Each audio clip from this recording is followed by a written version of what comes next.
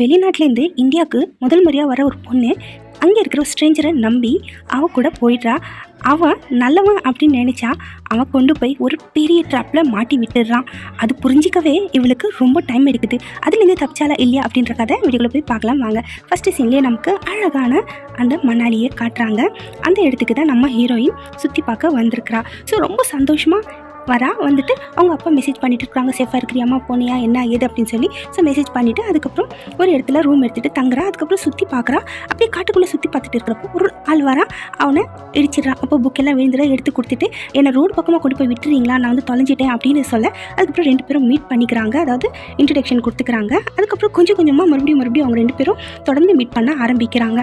So ஸ்ட்ரேஞ்சாக தான் meet பண்ணுறோம் அப்படின்னு சொல்லி அந்த பொண்ணு ரொம்ப நல்லபடியாக பேசுகிறா.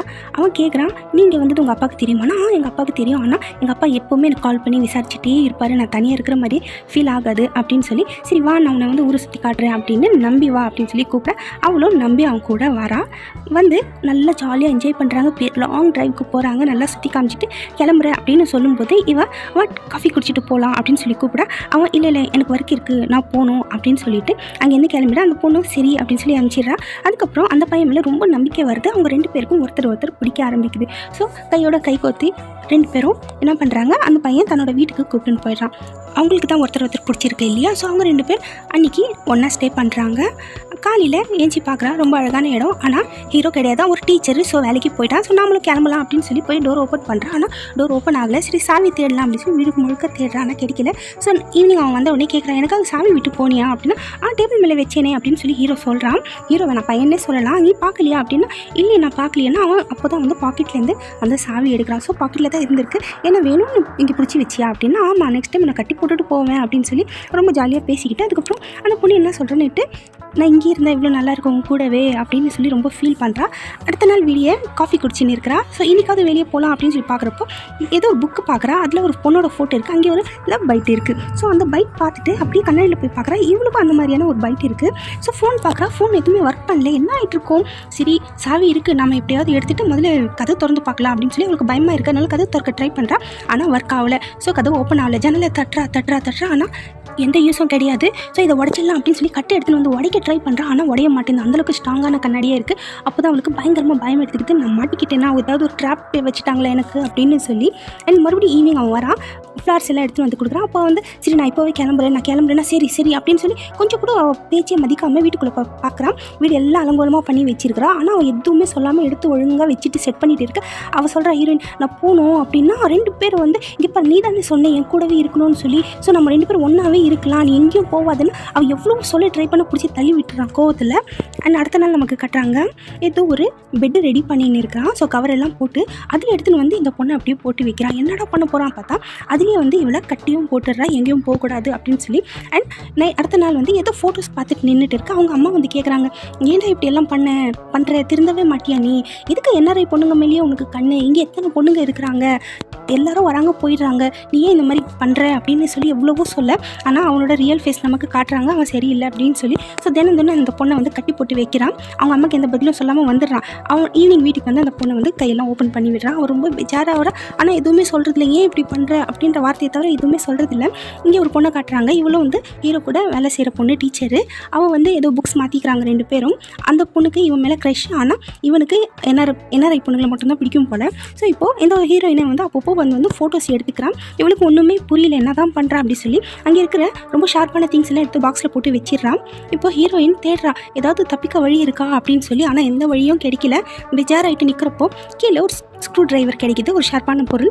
அதை பார்த்த உடனே டக்குன்னு அதை எடுத்து வச்சுக்கிறா, ஏதாவது யூஸ் ஆகும் அப்படின்னு சொல்லிட்டு. ஈவினிங் அந்த பையனும் வரான் வீட்டுக்கு. வந்து பார்க்குறேன்னா சைலண்ட்டாக இருக்கிறான், நல்ல பிள்ளை மாதிரி இந்த பொண்ணு கேம் விளையாடி இருக்கு. ஸோ அவனும் நார்மலாக கேஷுவலாக பேசுகிறான். இவன் எந்த பதிலும் சொல்லாமல் டைம் பார்த்துட்டே இருக்கிறா. ஸோ அவன் ஏதோ அப்படியே கை வைக்க டேபிளில் அப்படி சான்ஸ் பார்த்து அப்படியே கையில் குத்திட்டு அப்படியே அங்கே மாட்டிக்க அந்த சாவி எடுத்துகிட்டு தப்புன்னு சொல்லி அங்கேருந்து ஓடுறா. இவன் ட்ரை பண்ணுறா, எப்படியாவது கண்டுட்டு வரணும்னு சொல்லி. அந்த பொண்ணு லாக் ஓப்பன் பண்ணிவிட்டு அப்படியே இப்படின்னு ஓடுறா. பின்னாடியே இவனும் வந்து வந்துடுறான். போய் கரெக்டாக கேட் கிட்ட நிற்கிற டைமில் ஓப்பன் ஆகிடும் அப்படின்னு நினைக்கிறப்போ இவன் அப்படியே பின்னாடி வந்துட்டு என்ன பண்ணுறான், பிடிச்சிட்டு அந்த பொண்ணோட கை அப்படியே கேட்டில் வச்சு அப்படியே அமுக்கி விட்டுட்டு அதுக்கப்புறம் அந்த பொண்ணு மயங்கிட அப்படியே தூக்கிட்டு போகிறான். போயிட்டு அவனும் கையில் கட்டு போட்டுக்கிட்டு அந்த பொண்ணுக்கும் கட்டு போட்டு விட்டுறான். அடுத்த நாள் அந்த பொண்ணு ரொம்ப சைலண்ட்டாக இருக்கிற, தப்பிக்கவும் முடியலையே, மாட்டிக்கிட்டோமே அப்படின்னு சொல்லி ரொம்ப நீட்டாக வச்சு ஸ்டைலாக வந்து ஃபோட்டோஸ் எல்லாம் எடுத்துகிட்டு லாக் பண்ணிவிட்டு போகிறான். அந்த சாவி எடுத்துன்னு போயிட்டு வெளியே இருக்கிற ஒரு பாக்ஸில் அதில் வச்சுட்டு அந்த பாக்ஸை லாக் பண்ணிவிட்டு அவன் அந்த சாவியை எடுத்துகிட்டு போயிட்டான். எந்த அளவுக்கு பண்ணுறா பாருங்கள். தினம் இப்படியே போக கொஞ்சம் நாளுக்கு அப்புறம் காட்டுறாங்க. ஸோ காயம் கூட ஆறிடுச்சு. ஸோ காட்டுறாங்க பாரு உங்கள் என் கை ஒரே மாதிரி இருக்குன்னு சொல்லி பாகுபலியில் காட்டுற மாதிரி. இப்போது யாரோ பெல் அடிக்கிற மாதிரி காட்டுறாங்க. அந்த பொண்ணு வாயை பிடிச்சி பொத்திட்டு என்ன சொல்கிறான்னா, இங்கேப்பா நீ ஏதாவது சொன்னேன்னா வந்தவங்க கிட்ட உன்னை நான் எதுவும் பண்ண மாட்டேன், வந்தவங்களை நான் விட மாட்டேன், போட்டு தள்ளிடுவேன் அப்படின்னு சொல்ல அந்த பொண்ணு சைலண்டாக வந்து நிற்க. அந்த பொண்ணு அந்த க்ரஷ் இருக்கும் இல்லையா இவன் மேலே, அந்த டீச்சர் பொண்ணு தான் வந்திருக்கா. யார் அவன் அப்படின்னாலும் என்னோட கேர்ள் ஃப்ரெண்ட் அப்படின்னோன்னு அந்த பொண்ணுக்கு மனசு கஷ்டமாயிடுது. ஸோ ஃபீலிங்கில் அங்கேருந்து கிளம்பி போயிடுறா. இப்போ அவங்க அம்மாவை பார்க்க வரான். பார்த்தா அவங்க அம்மா இறந்துட்டு இருக்கிறாங்க. பார்த்துட்டு ஃபீல் பண்ணுவான்னு பார்த்தா அவங்க அம்மாவை நல்லா சிங்காரிச்சு நெயில் பாலிஷ் போட்டு நல்லா அழகாக உட்கார வச்சுட்டு அந்த சேரை ஆட்டி விட்டுறான். ஆட்டி விட்டுட்டு அப்படியே உட்காந்து அவங்க அம்மாவை பார்க்குறான். கொஞ்சம் நேரம் பார்த்துட்டு அங்கேருந்து போயிடுறான். நேரம் அந்த பொண்ணுக்கிட்ட போயிட்டு ஹீரோயின் கிட்ட அப்படி கத்திரி அழுகுறான். அதுக்கப்புறம் அவளை ஃபோர்ஸ் பண்ணுறான். அதுக்கப்புறம் ஜாகிங்க்கு வர அழுதுட்டு அவங்க அம்மாவை நினச்சி அந்த டைமில் ஹீரோயின் அந்த ஒரு ஆல்பம் கிடைக்கிது. அதில் எல்லா பொண்ணுங்களோட ஃபோட்டோஸும் பார்த்துட்டு ஷாக் ஆகிடுறான். இப்போதைக்கு இவ்வளோ மட்டும் பிடிச்சி வச்சு இந்த மாதிரி பண்ணுறான் பைத்தியம் அப்படின்னு நினச்சிட்டு இருந்தான். நான் இவன் பைத்தியம் கிடையாது, அதுக்கும் மேலே அப்படி சொல்லி அந்த பொண்ணுக்கு புரிஞ்சிட. இங்கே பார்ட்டிக்கு போயிருக்கிறான் நைட்டு. அதனால தான் வந்து அவன் கொஞ்சம் ஃப்ரீயாக சுற்றின்னு இருக்க. அப்படியே யாரோ அந்த பக்கமாக போக டார்ச் அடிச்சு ப்ளீஸ் ஹெல்ப் பண்ணுங்க அப்படின்னு சொல்லி செயலில் காட்ட அவங்களும் வந்து கேட் உடச்சிட்டு உள்ளே வந்துடுறாங்க. கதவை ஓப்பன் பண்ணுற டைமில் ஜன்னல் கிட்டே நின்றுட்டு ப்ளீஸ் ஓப்பன் பண்ணுங்க ப்ளீஸ் அப்படின்னு சொல்லி அவன் கையை காமிக்க அதுக்குள்ளே அவன் வந்து ஒரே அடி. அவ்வளோதான், அந்த ஆள் க்ளோஸ். இப்போ அவனுக்கு தெரிஞ்சு போச்சு இந்த பொண்ணு ஜன்னல் வழியாக ஹெல்ப் கேட்குறா அப்படின்னு சொல்லி. இப்போ ஜன்னல் ஓப்பனில் இருந்ததானே அப்படின்னு சொல்லி அது எல்லாமே வந்து ஆணியை வச்சு நல்லா உட்டு வச்சு கவர் பண்ணி விட்டுறான். இப்போ அந்த பொண்ணு ரொம்ப கஷ்டப்படுறான், அதெல்லாம் மூடி இருக்குது அப்படின்னு சொல்லி ஃபோட்டோ கையில் வச்சுட்டே இருந்து என்ன பார்க்குறான்னா அவனோட புக் இருக்குது. இந்த புக்கில் வந்து அந்த டீச்சர் அம்மா பேர் இருக்குது. ஸோ அதில் வந்து இவளோட அந்த ஃபோட்டோ வச்சு கொடுக்க அவனும் தெரியாமல் பேக்கில் வச்சுட்டு போய் அந்த பொண்ணுக்கிட்ட கொடுக்க அந்த பொண்ணு அந்த ஃபோட்டோ பார்த்துட்டு டவுட் வந்துடுது. உடனே அவள் என்ன பண்ணுறா, அங்கேருந்து ஏஞ்சிட்டு அந்த ஃபோட்டோ அங்கேயே போட்டுடுறா கீழே பைத்தியக்காரி. ஸோ போட்டுட்டு ஓடப்பாக கரெக்டாக ஹீரோ வந்துடுறான். அந்த பையன் அவள் நான் போகணும் அர்ஜென்ட்டாக அப்படின்னு சொல்லி போக அவனுக்கு டவுட்டாக இருக்குது, எப்பவுமே அந்த மாதிரி போக மாட்டேன் என்ன அவாய்ட் பண்ணிட்டு அப்படின்னு சொல்லி அங்கே இருக்கிற 2 பொண்ணுங்க அந்த ஃபோட்டோ கையில் எடுத்துக்கிறாங்க. கண்ணாடி வழியாக பார்த்துட்டு வந்து அவனை பார்க்குறான். ஸோ இப்போ புரிஞ்சு போச்சு அந்த பொண்ணு எதுக்காக அப்படியே ஓடனா அப்படின்னு சொல்லி டீச்சரு. ஸோ இவனும் ஃபாலோ பண்ணிவிட்டு குடுக்குன்னு ஓடுறான். ஆனால் வண்டி எடுத்துகிட்டு அவள் கிளம்பிட்டான். ஆனாலும் இவன் விடாமல் பைக் எடுத்துக்கிட்டு பின்னாடியே ஃபாலோ பண்ணிட்டு போய் பார்க்குறான். வீடு வந்து லாக் ஓப்பனில் கிடைக்குது. ஸோ அங்கே சாவி வச்சுருந்தா இல்லையா அந்த சாவியும் இப்போதைக்கு காணும்.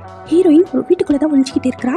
ஹீரோ அது தெரியாமல் மாடிக்கு போய் ரூமில் தேடிட்டு இருக்க டைம் பார்த்து ஹீரோயின் அங்கேருந்து குடுன்னு ஓட அந்த சவுண்டு கேட்டு ஹீரோ பார்க்குறான். கீழே தான் இருக்கிறா இவ அப்படின்னு சொல்லிட்டு அவன் குடுன்னு ஓடி வந்து பார்க்க அந்த டைமில் கரெக்டாக படியிலேயே நிற்கிறான். இவன் கதவு கிட்டே நின்றுட்டு ஏண்டா என்னை வச்சு இப்படி தானே பூட்டினேன், இப்போது நீ மாட்டிக்கூடா இங்கே இரு அப்படின்ற மாதிரி அவனுக்கு தெரிஞ்சு போச்சு. அவ்வளோதான் நம்ம கதை அப்படின்னு சொல்லி அவன் சிலையன்ட்டு அங்கேயே நிற்க இவன் டக்குன்னு கதவு லாக் பண்ணிடுறான். லாக் பண்ணிவிட்டு சாவி போட்டுட்டு அதே இடத்துல உக்காந்துட்டு பயத்தோட அந்த வெறி கோவம் அதோட வந்து ரொம்ப கத்திரி அழுகுறான். எப்படி தப்பிச்சோமேன்ற சந்தோஷத்தில் அந்த டீச்சர் அம்மா அங்கேருந்து வெளியே வர இங்கே இந்த பையன் என்ன பண்ணுறான், ஈஸியாக போய்ட்டு ஒரு சேரில் உட்காந்துக்கிறான். இவன் என்ன சொல்கிற போது இந்த அம்மா வந்துடு அதுக்கப்புறம் மறுபடியும் வந்துட போகிறான் அப்படின்னு சொல்லி அவங்க நல்லா கேட்டை லாக் பண்ணிவிட்டு அங்கேருந்து அவங்க 2 பேரும் கிளம்பிடுறாங்க. இப்போது அந்த ஹீரோ என்ன பண்ணுறான்னா டிவி போட்டுக்கிட்டு அதுலேயும் என்ன மாதிரி படம் அவன் பார்க்குறான்னா ஒரு பொண்ணு பாவமாக ரூமுக்குள்ளே படுத்துன்னு இருக்குது. ஸோ அவளையும் யாரும் பிடிச்சி வச்சுருக்காங்க போல இருக்குது. அந்த மாதிரி படம் பார்த்துன்னு இருக்க எங்கள் டீச்சர் அம்மா அவளை கூப்பிட்டுன்னு போயிடுறாங்க. இவன் பாவமாக அப்படியே படுத்துகிட்டே இருக்கிறான். இதோட படம் முடிஞ்சு போச்சு. இந்த படம் பிடிச்சிருந்தா ப்ளீஸ் ஒரே